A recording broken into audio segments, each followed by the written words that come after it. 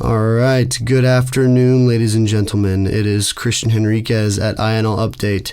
I am your host. I would like to welcome everybody on this lovely Friday. Finally, the sun has come out. Spring has finally sprung, ladies and gentlemen. I'm with my co-host, Christopher McConaughey. We're back at ya. Greetings and salutations, everybody. What's going on? And on this lovely, of course, positive day, I would like to introduce the topic of today's Inl Update. It's Careers Today, how to advise young people. We're going to try to give good advice. I just want to state to the masses that we are not able to fully give great super psychological advice, especially about kids, because we do not have our own kids. You don't have kids, right? Nope. No kids. But we could definitely give a perspective on how to advise young people. What's something that you think you could advise a young person on? How young are we talking? Growing age, adolescence into their young adulthood. Okay, so I would say with adolescents, 13, 16, 17 years old, I would try to just instill in their mind that do what you want to do, even if it's not considered cool or popular.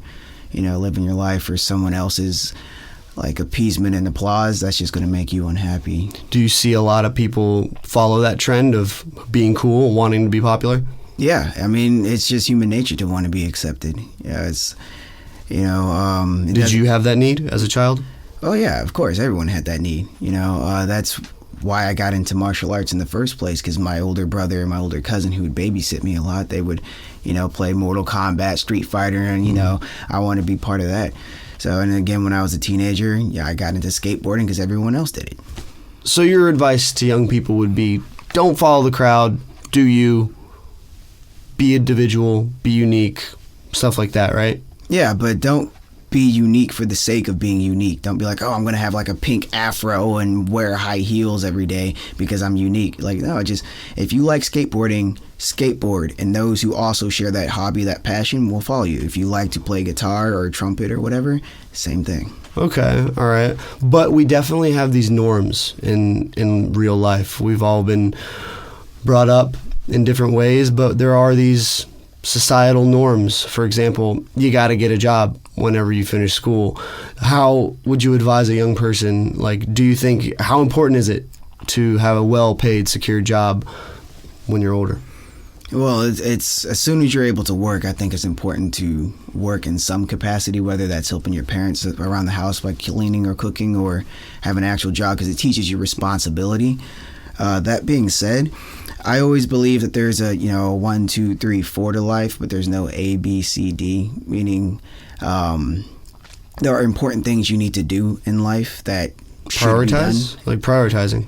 Not necessarily prioritizing. I'm just saying okay, so for example, you got to be able to support yourself financially. That's one.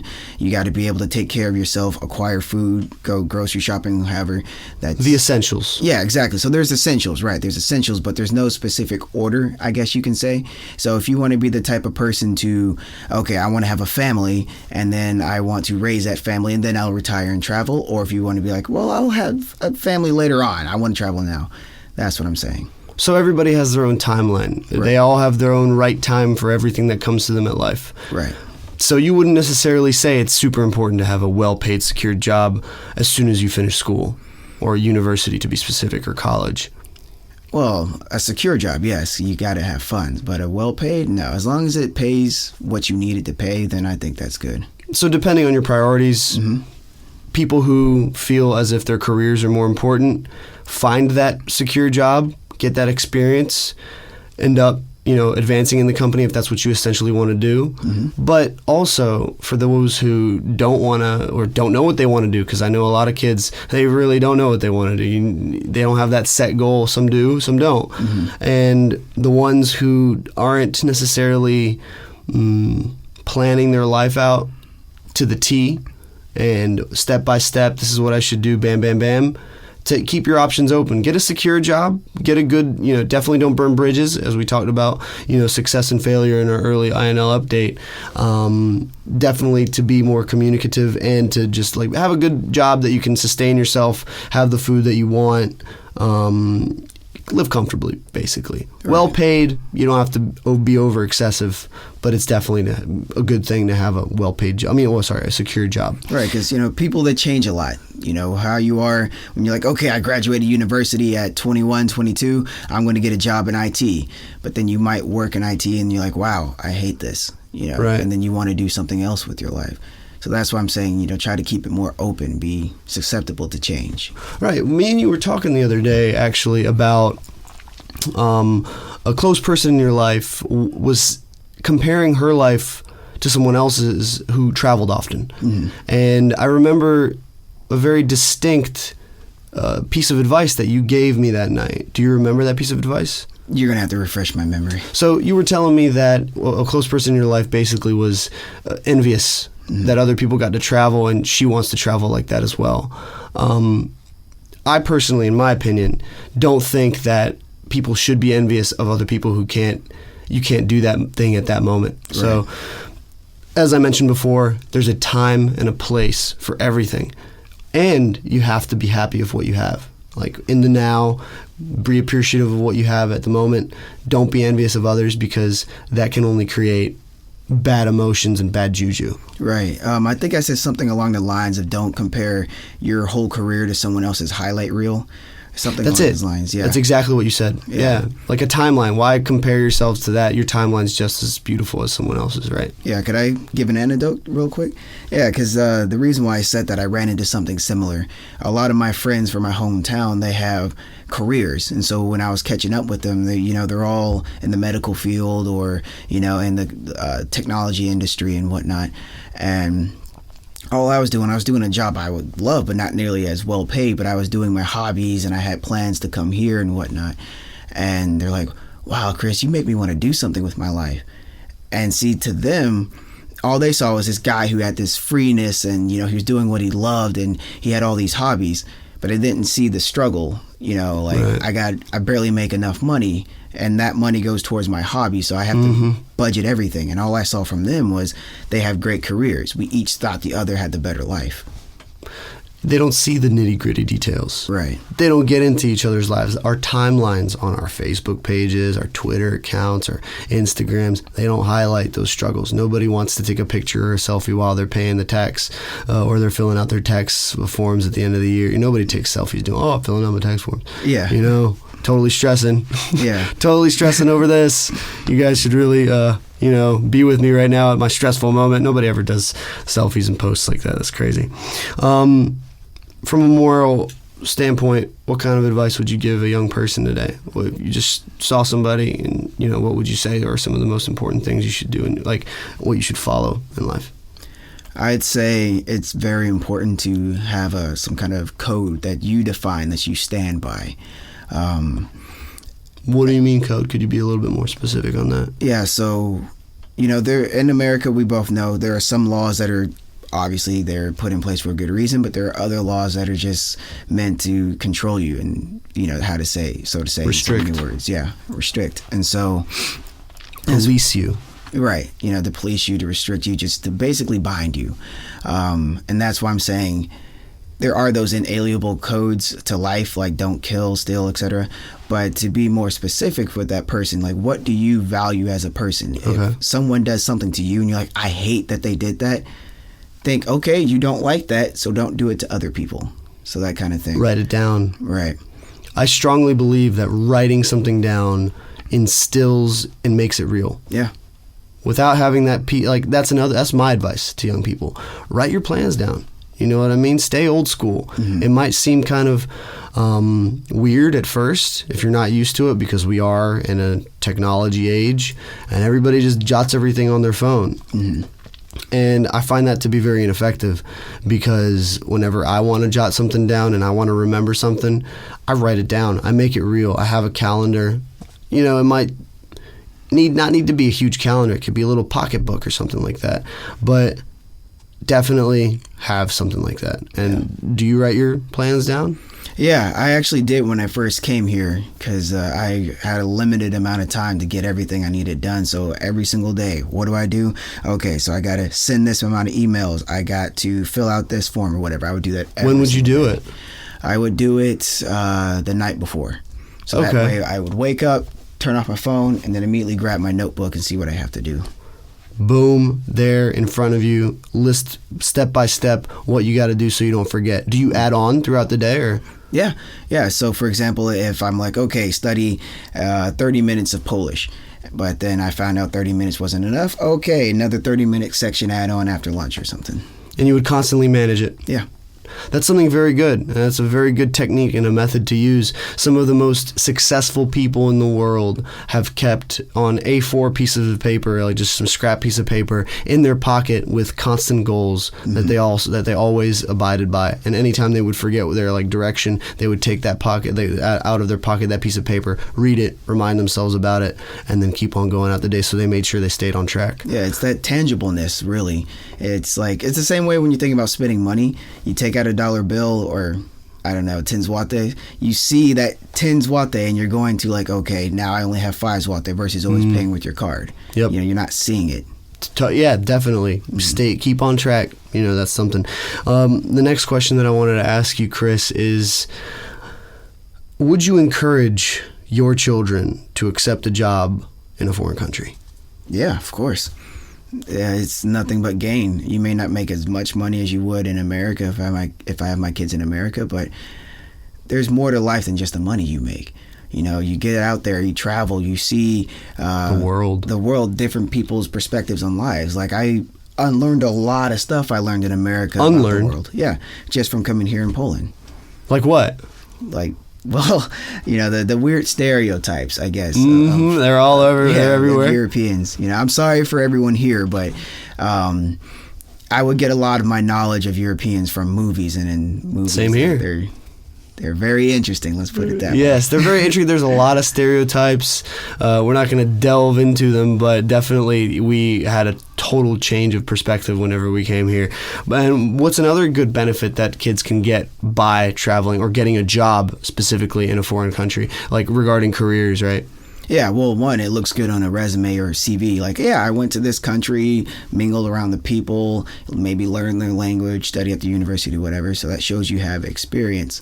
And you can totally add on your resume that you have an open-mindedness and you accept culture very easily. Right. Because business culture and office culture is very, very prominent in these days, and managers, they always look at that. You know, if you can't accept a different culture, I know a lot of times whenever I would work in the hotels, we had, for example, some other ethnic race or some other kind of person, and we would be very accepting. And that's very good, especially around people who travel, because they usually accept different cultures very easily. Yeah, go ahead. What were you going to go on? Yeah, but the other thing is that it humbles you as well. Yeah, that's a good point. Yeah, like there's so many people I've worked with where they felt like they deserve things just from being there. Show up, you know, right on time, leave as soon as it's time to leave, don't do anything extra. And they do the bare minimum at work, but they believe they should get all the rewards and all the success. They're entitled. Exactly. They feel they deserve everything. They just they don't feel the need to work for it. Right. So it humbled you in a major way? Yeah. That you traveled? Definitely. Because, you know, when you're in your home country, you know how everything works, you know, more or less just from living there for so long. But when I came here, I was like a fish out of water. I was like, yeah, I know I look like a foreigner. I know that, you know, I don't know the language very well. People assume that from looking at me. You know, I don't know the laws like I know American laws. I know, right? Yeah. You know, learning how to pay taxes in Zeus, that was really confusing. So... The loopholes, of course. You got to make sure you have a good accountant. You know, submitting an invoice. That's another thing that really kind of it humbled me to a way that I didn't feel as if it was such like an intimidating thing to sign a contract or to, for example, issue an invoice or submit an invoice. I didn't have that. We don't have that culture back home where everybody writes invoices. I'm sure you do. You do your taxes. You keep your receipts. You know, all that kind of stuff. But you get a job, you don't necessarily, you sign like the handbook that you agree to the terms and conditions of working. You don't sign a contract that you're working here for a given amount of time. You work there. Right. Yeah? You're hired. That's basically, you're hired or you're not hired. Or you're on standby. You're on the list. Having kids and, you know, seeing how the world is going and we're going in a technological like direction, do you or do you not feel like would you feel disappointed if your kids left school early? Left school early, it really depends on the reason. If they left school early and they become the next Bill Gates, then then that's good. But if they're like, yeah, Dad, I was in college, I kind of got partied out, I just want to crash at your couch for a couple more years, then no, like, get a job, do something. Right. You tell them not to stay at the house. You wouldn't let them stay there. I would let them stay there, but on the condition that they have employment. Okay, as long as you see that he's trying. Right. That he's not just bumming around, just being a couch potato, basically. Right. Okay, what about if they chose a manual job? How would you feel? I think that's a noble job, Definitely noble, Yeah. definitely, and hardworking. Right. I see no shame in that. As long as it's an honest job, there is no shame in my eyes. You could be the best ditch digger, you could be a construction worker or whatever. As long as you Carpenter, Jesus steel was a worker. carpenter. Dang right. Yeah. That's true. That is true. Jesus was a carpenter, and not only that, but he was a very, very, very a humble person who offered services to many people. Right. And like regarding manual jobs, a steel worker, a welder, or even, you name it, pavement, whatever the case may be. I find that these people, they don't get paid as well as other jobs do. Some actually, jobs that are construction workers, they get paid a lot. Mm-hmm. But it's not anything shameful at all. Right. I actually would sometimes envy them because they get more time to work out than I do. Yeah.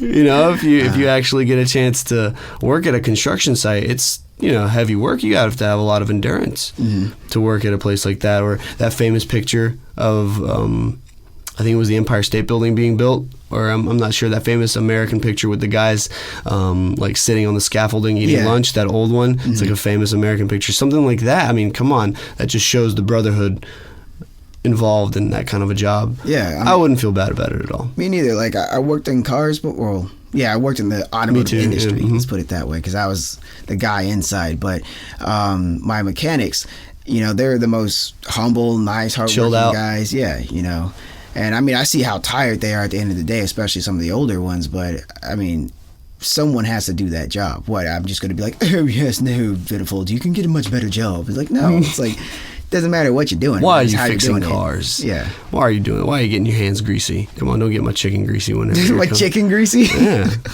I love chicken. Yeah, greasy chicken is good chicken, though. That's right, but you don't want, greasy oil, from cars and stuff like that. Mm-hmm. Cool. Well, I think we gave a lot of solid advice. I think that people who ever have any questions about, this kind of topic, I think that, we should stay open and definitely answer some comments and questions, which is, we would love to hear from you listeners.